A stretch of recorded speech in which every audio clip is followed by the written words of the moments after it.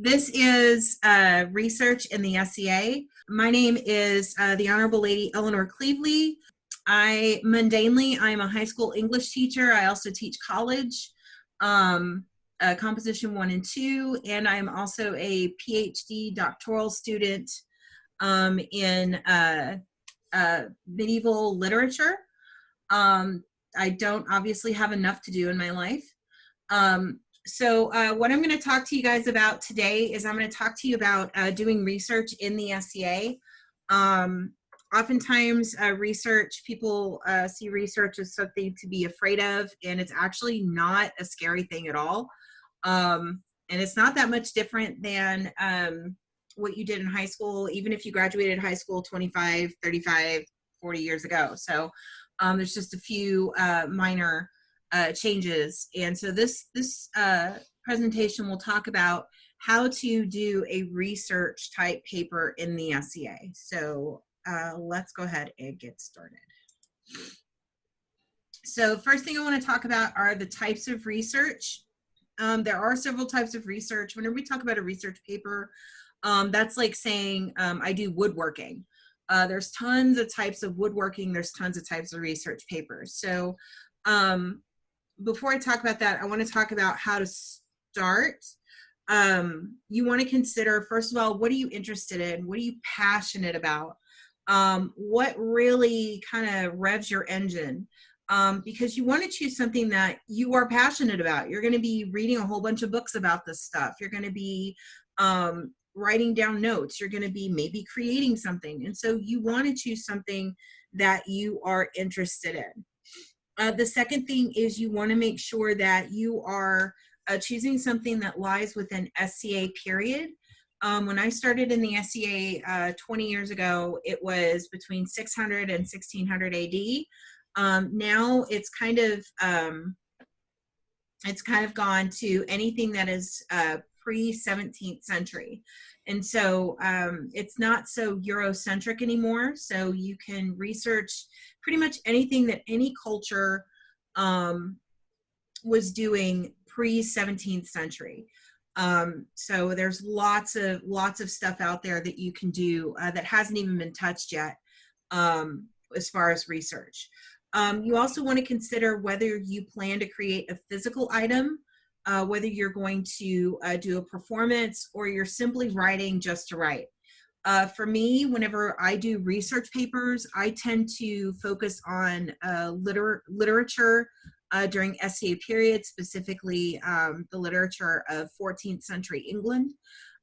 Some people do research papers on processes, how to do things. Some people do research papers on historical events. So there's lots of different things. So you have to take into account whether you plan to create something, whether you plan to recreate something as a performance, or whether you're just writing to publish, because that is going to lengthen the time in which you are going to be creating. All right, so let's talk about styles of papers. Your first style you have is an analytical paper. This is one that presents open-ended questions that explores evidence and concludes with answers to those questions. So you might be looking at analyzing the effect of the bubonic plague on English society.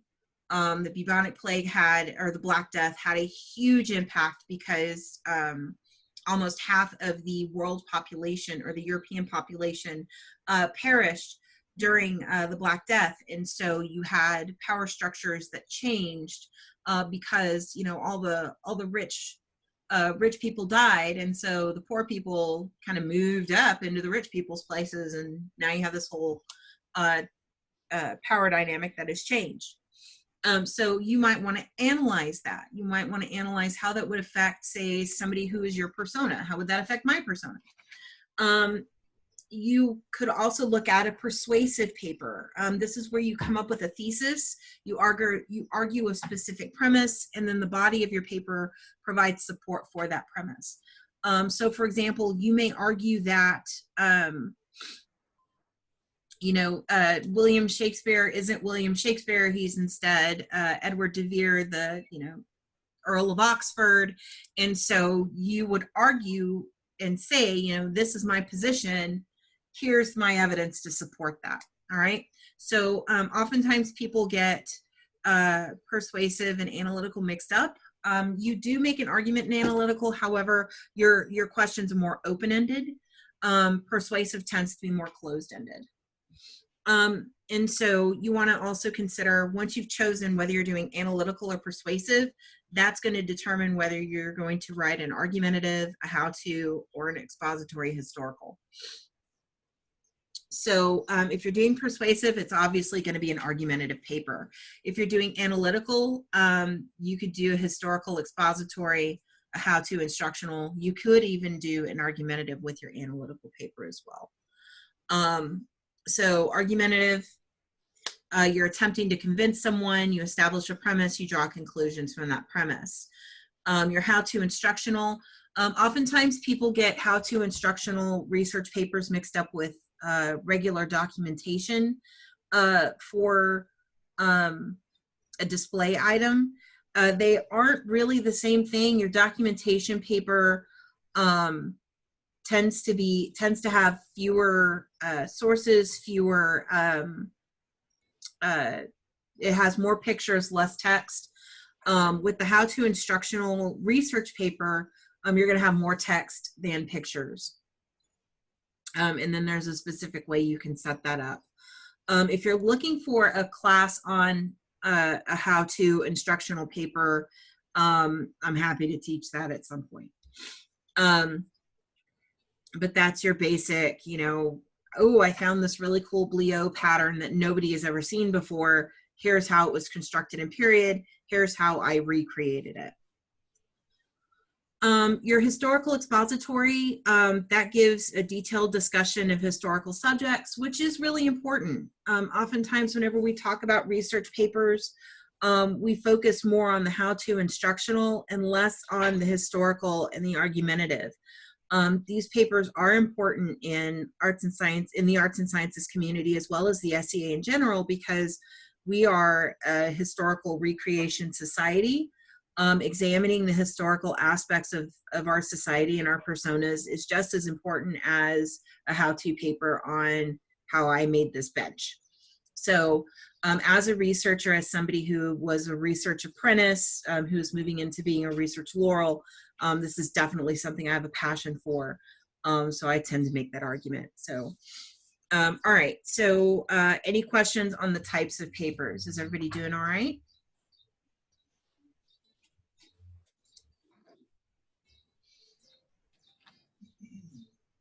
Okay, let's move on.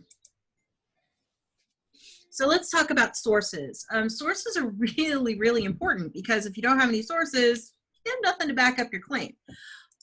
So there are three types of sources. A primary source is an item that was written or produced in period. So for example, if you manage to get your paws on an original copy of the book of Marjorie Kemp, or a folio of William Shakespeare's plays that was published in, you know, 1622 or whatever, and it's the actual book or the actual dress or the actual, you know, line of beads or whatever, it has to be something that was actually present during that time period. That is a primary source, okay? A secondary source is an item that is depicted or referred to in a historical or scholarly book. So if you're reading a book about, say, Marjorie Kemp or William Shakespeare, or, you know, how, you know, I don't know, period underwear, you would be looking at secondary texts. So Alison Weir would be considered a secondary text. She was not present at the time of Elizabeth I, but she's writing about Elizabeth I using primary sources. She would be considered a secondary source. You want to be careful with secondary sources because you want to make sure that they refer only to sources that base their conclusions on primary sources. So if they don't include anything from primary sources, they're just referring to, you know, oh, I read this book by, you know, John Smith, and John Smith wrote this book on, you know, period prophylactics, and I'm writing my paper based on that book. That makes your book a tertiary book. So a tertiary item is an item or drawing or writing that is created based on a primary or secondary source. So if Catriona wanted to write a villanelle based on a based on the Rondel of Merciless Beauty by Geoffrey Chaucer, but she wrote her villanelle about her kingdom, that would be a tertiary source. Does that make sense to you guys? Oftentimes people get mixed up between primary, secondary, and tertiary. It's like the further away you get from the actual period item, the, you know, it's primary, secondary, tertiary, pottery, whatever. All right. So for research purposes, you want to stick with the primary and secondary. Try to stay away from tertiary. What you're creating is tertiary. Okay. Any questions on primary, secondary, or tertiary? I've got a question. Absolutely. Okay, so if I'm brand new to doing documentation, and like I go to my regular neighborhood library, I'm sure it'd be hard to kind of get the kind of scholarly books for doing the proper type of research for the SCA. Can you give any kind of directions that I could go into to find the proper type of books that I would need? Like maybe would I go to like a university library or? Oh yeah. So right now, the best way to do it is to do online. Most universities have libraries that are online, but to access materials, it might be kind of difficult if you're not a student or a teacher. Now, there are other sites such as Project Muse, M-U-S as in Sam, E, and JSTOR, J-S-T-O-R, who are currently offering free access. Another awesome place to go is Scribd, S as in Sam, C-R-I-B as in boy, D. All right, Scribd.com. There's some free stuff on there. They have a $9.99 a month membership that I gladly pay, and you get access to books, you get access to audiobooks, you get access to documents, you get access to a ton of stuff. So I was working on a paper about women in oh God, this was like a long time ago, but it was like I was doing this paper about women in England during the time of Geoffrey Chaucer, with a focus on the wife of Bath, and how she's a representation of men's view of women, blah, blah, blah. Okay, that's really boring. But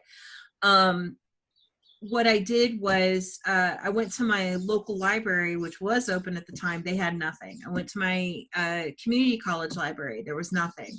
I looked on the ASU website. Really couldn't find anything. And so I went to Scribd and typed in my subject, and it actually popped up books that, because I have the membership, I have access to these books. And it's a fantastic resource. It's $10 a month. I love it. But anyway, you don't have to have the membership, I don't think, to access everything, but it's definitely a good place to look at stuff. But yeah, universities are great. Community college libraries are great. There's also interlibrary loan. Once we open back up, whenever that will be, universities and colleges will do interlibrary loans with local libraries. And community college libraries and other local libraries will interlibrary loan with each other. The other thing is, you know, talk to the peers in your kingdom, talk to the peers in your region and in your baronies. There are lots of peers out there that have tons of resources that I'm sure they'd be willing to share. And if all else fails, there is Master Google. Master Google knows all, sees all, but you have to be careful with Master Google because he loves to give you resources that aren't necessarily the best. They just happen to pay him so that they go up to the top. So Master Google should be your last resort. Okay, when it comes to scripts, like if I wanted to photocopy something at a regular library, you know, you could just use a photocopier. But with script, can you print off things or download like PDFs? Yeah, so the documents will allow you to download things. I think that's where the membership comes in. The script will let you download documents. It will not let you print off books though, but you can use the snippet tool on Windows. I don't know what you Apple heathens use, but for us Windows civilized people, the snippet tool is your best friend. Okay, I was taking a class for writing documentation for A&S competition about an hour ago, and they were saying not to use Wikipedia unless you were going to their references section in order to see what citations they were using. Okay, so let me kind of go. Let me go back to my screen real quick. I guess I'm just trying to piece you know, everything together. So I'm sorry, I don't mean to interrupt you. Oh, no. I mean, this is just a PowerPoint. I'd much rather talk. So I don't know how to get my face back on. But anyway, so I mean, the PowerPoint's prettier anyway. So as far as Wikipedia, and let me approach this as a teacher of writing. Wikipedia has its purposes. I know that kingdom by kingdom, there are some who believe that Wikipedia is the devil. At the beginning, when Wikipedia started, yes, it was the devil.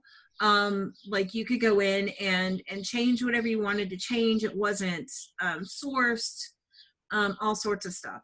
All right, it was the Wild West of documentation. There was no law. The sheriff of Nottingham was in charge. But as time has gone on, Wikipedia has done a fantastic job of enlisting scholars and professors and writers to go in and actually truly document things. So like if you go to, let me see if I can show you what I'm talking about. So let's do Eleanor of Aquitaine because one, she's awesome, and two, it's a great source. All right. So if you look at Eleanor of Aquitaine, all right, so here's the Wikipedia page. Notice all the blue. Those are all hyperlinks. All right, so if I wanted to look at Benoit de Saint-Maurice or however that is, if you click on that, that will take you to the page for that poet. If you click on King Louis the Sixth, it'll take you to the page for that king. All right, the more hyperlinks that are on it, the better. Now, what I tend to tell my students is if you're going to use Wikipedia, you can use it. It's okay. It's a great foundational source. And the reason why I pulled Eleanor of Aquitaine up is because if you scroll all the way down, and this is where I go to look at, okay, is this going to be a good source? First of all, they got a ton of references here. They've got at least 33 references. They have their bibliography. They've got a ton of sources for bibliography. They've got Ralph Turner, Alison Weir. They've got Amy Kelly, all sorts of really great books, Elizabeth Chadwick.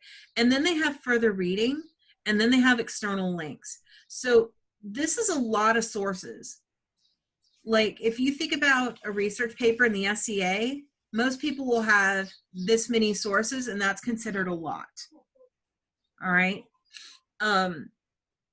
This person's got a ton of sources. All right. It's got pictures. It's got actual historical information. It's awesome. All right. Let's see. I'll go to my great great great great great great great great great great great great great great great great grandpa. So this guy, his page is like one of the gold standards, honestly. I mean, this is just a fantastic page. So if I'm looking at Wikipedia, I would have, if I'm a judge, oh my God, look at all these sources. They got 245 references. There's their bibliography. Then they've got further reading. I mean, how would you sit there and look at that and go, that's not a good source, right? Yeah. So I think for me to kind of bring it back to your question, Wikipedia is in the eye of the beholder. Honestly, if somebody can show me a Wikipedia page like this and say, you know, I started with this, but then I started looking at David Starkey, and I started looking at Alison Weir, and I started looking at John Wagner, and they've pulled sources from that, then I'd say this is fine. But if this is your primary source, you kind of need to dig a little deeper. Does that make sense? Okay, so probably listed as more of like a secondary source. Well, yeah.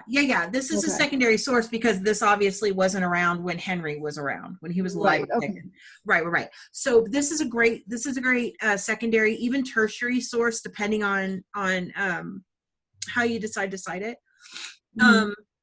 And as one who is musically inclined, which I am, I'm seeing free scores by Henry VIII. Yes. At various links. So that is really cool. Yeah. So, I mean, yeah. And because Henry, he was the Renaissance man. Okay. Like I could like teach like a 10-hour class on Henry, on just Henry. All right. Because the dude was everywhere. But it's a fantastic resource to jump off with. It's not something I would suggest using as your big marquee source. Does that make sense?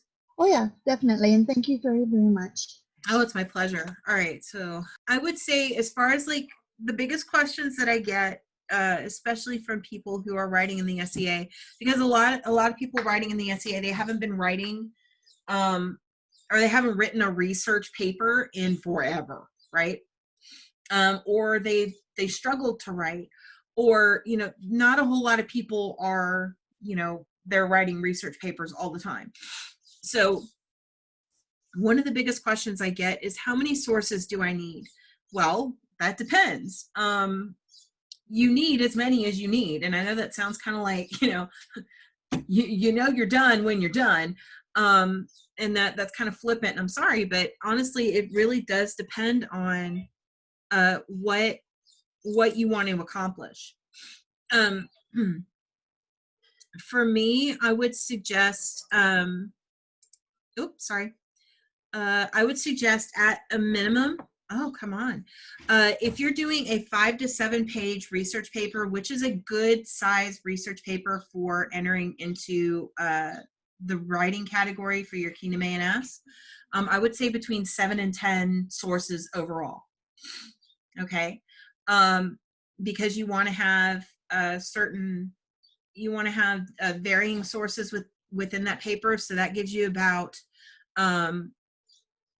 2 sources per page if you want to like average it out.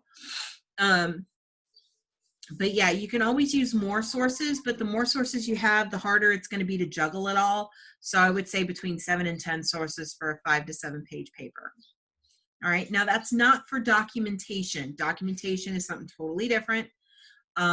This is for writing an actual research paper. Okay. So how do you evaluate a source? Well, we kind of did that with Wikipedia. So you want to think about if you're getting a book. So let's say you're looking at David Starkey's book on the young Elizabeth. All right. And if you don't know who David Starkey is, you know, you picked it up and you're like, ooh, this looks cool. You know, I'm writing about, you know, Elizabeth I and blah, blah, blah. This looks like a great book. The cover is pretty. So you want to look at the author themselves. You know, who is this person? How are they writing a book about Elizabeth I? What's their background? What's their training? What's their education? How long ago was the work published? Academically speaking, generally, you want to look at anything, like if you were starting today, anything that was published in the year 2000 or later. So anything between now and the year 2000 would be considered good, because scholarship tends to kind of roll over about every 15 to 20 years. So anything older than 20 years would be a good foundational source, but you want to try to find something that is within the last 2 decades, especially with all of the research that's being done, online, and people publishing online. You want to make sure that you're using up-to-date research, especially when you get that Laurel who's going to look at your paper and they happen to be an expert, and they're going to go, well, that source is like 30 years old. And I know, because I'm a teacher, I would totally do that to you. I'm just kidding. I would be like really nice about it. Okay. So does the author cite reliable sources and images? Are they using actual pictures of paintings of Elizabeth, or, are they, using stuff that, has been proven that it wasn't her, like the Jane Grey portrait? Originally they thought that was Elizabeth, and then they thought it was Lady Jane Grey, and now they're saying that it might be Catherine Howard, or it might be somebody else. So be careful of how they use reliable sources. And has this work been substantiated, supported, quoted by other authors? David Starkey is a good example of that. He is a monarchy expert when it comes to England, so he gets quoted quite a bit. Sorry for the sniffles. Even in the desert, you get allergies. All right. So another thing to look at is checking the bibliography section of the website and of the book. The more sources, especially sources that are universities, scholarly works, the better. But beware of padded sources. I usually say that to my high school students. Don't pad your bibliography with sources you don't use. If you put it in your paper, it's got to be cited. If you reference it in any way, it has to be cited. So make sure that you're not just, tossing in a couple extra websites to make your paper look better. Make sure that they actually go in your paper. All right. So we've got a couple of different things to look at here. You could, as far as like styles of papers, so this is the last thing about that. So you've got your summary paper. It just collects facts. It organizes them in a logical fashion. It doesn't develop any new ideas. Your synthesis paper is data collected from a myriad of sources and analyzed, and you draw a logical conclusion. And then the thesis proposes an original question. Your thesis is that's where most of your, this is where most of your research paper submissions are going to fall under. Summary tends to be documentation. Synthesis can fall under documentation as well. Thesis goes beyond that, and that's where your research happens. All right.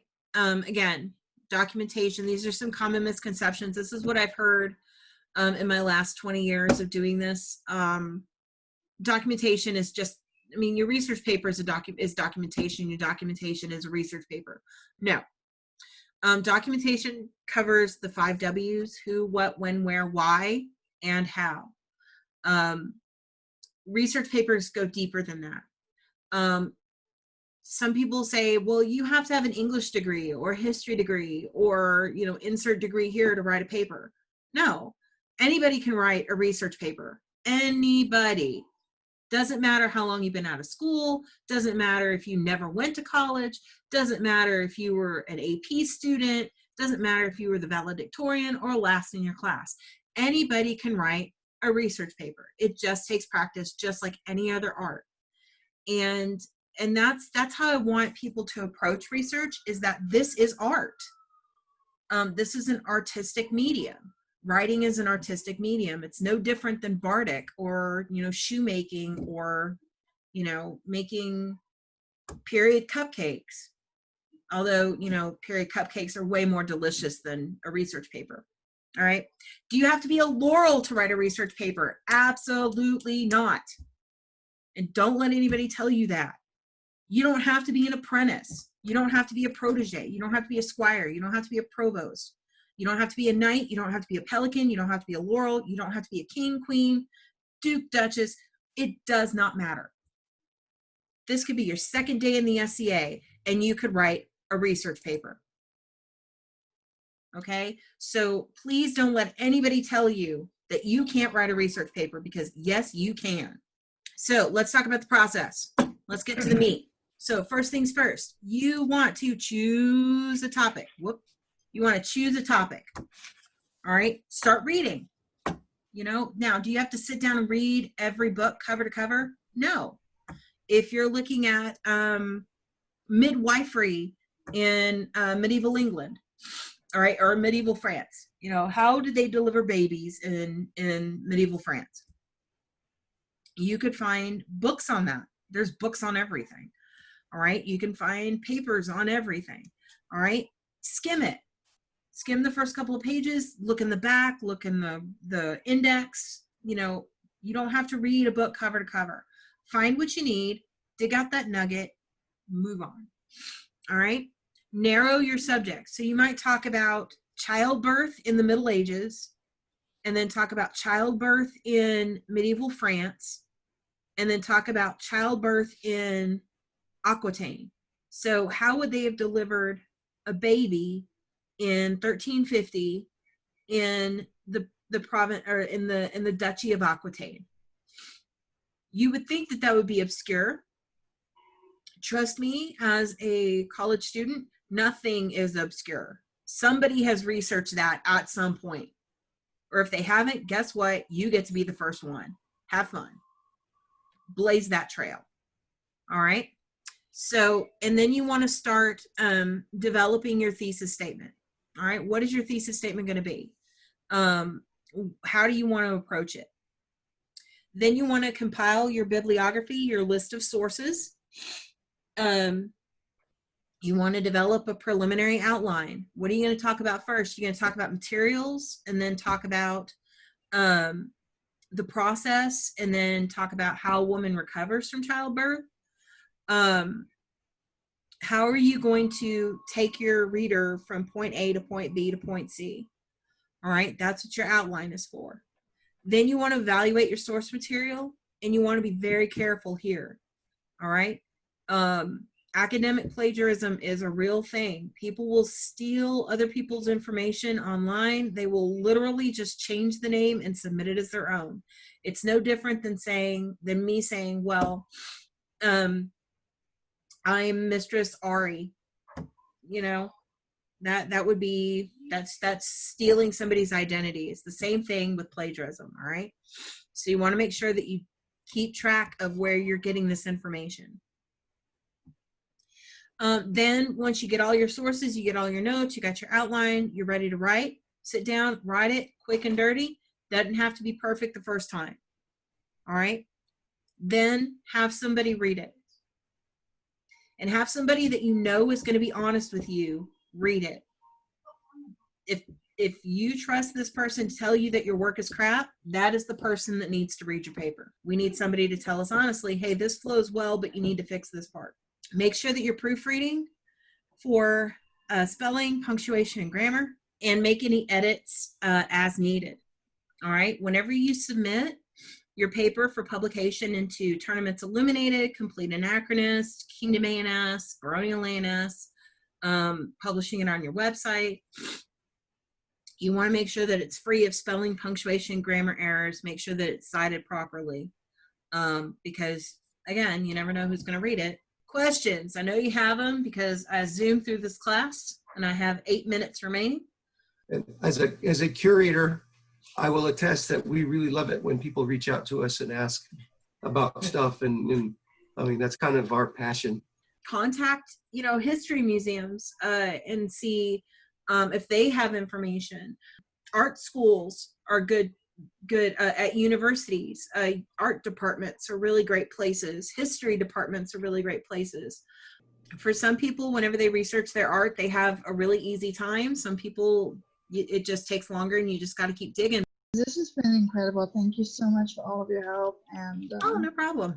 You know, like I just tried writing my first documentation for a very minor A&S competition last fall, and it was an interesting experience for sure. But I'd love to kind of branch more into it. Yeah. And this definitely gives me a step in the right direction. And thank you for answering my question as to what places to go. That definitely helps. So thank you so much. Awesome. It's my pleasure. Don't be afraid to try it out.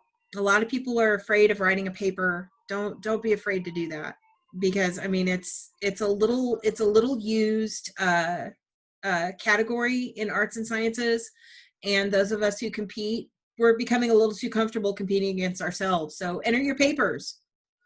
You know, what's the worst that could happen? All right, so how do you come up with an original question or thesis? What interests you? All right, so let's say that you are interested in, you know, medieval harp music. Then you would say, you know what, I'm really interested in medieval harp music. So you start big, and then you say, yeah, you know what, harp music from, you know, 1550. So now you've gone from harp music, now you've got a specific time. Then you say, I want to do harp music 1550 England. Now you're narrowing it down. So then you say, all right, harp music 1550 England, original compositions by the English royal family. Now you've gotten specific. So you start out very wide, and then as you research, you start narrowing it down. And then from that narrow topic, that's where you come up with your original question or thesis. Facts. I understand facts, but I'm not sure how to translate that into a question. Oh, into an argumentative? Like, okay. So then, well, or thesis. Right. The thesis comes from the argumentative. So you would say, you know, you would come up with the concept of did common people wear glasses in the 1300s? Did they wear glasses, or was that something that was reserved only for the rich? Okay. Does that make sense? And so you can make an argument, you know, I have no idea about that, so I'm going to just, you know, make a split decision here. But I'm going to say, I'm going to make my argument as, you know, the feudal class had access to lenses that would modify sight. That's an argument that you can make. Did they or did they not? So an argumentative question is going to be a yes or a no. Okay. Did they or did they not, and how are you going to prove it? Does that make sense? Yeah. Okay. Okay. Okay, so for a style guide, is Chicago style no longer allowed? All right, that's a fantastic question too. So for various styles, the most common are going to be MLA or they're going to be APA. Chicago style, totally okay to use, as long as you're consistent. That's what matters. The style of documentation, or not documentation, the style of citation doesn't matter as long as you're consistent. This has been great. Thank you so much. It's my pleasure. Thank you guys. Thank you so much. Yay. Thank you. Bye. I'm so glad. Imani, Elliot, so good to see you guys. Thank you very much. It was very informative. My pleasure. Y'all have a wonderful day.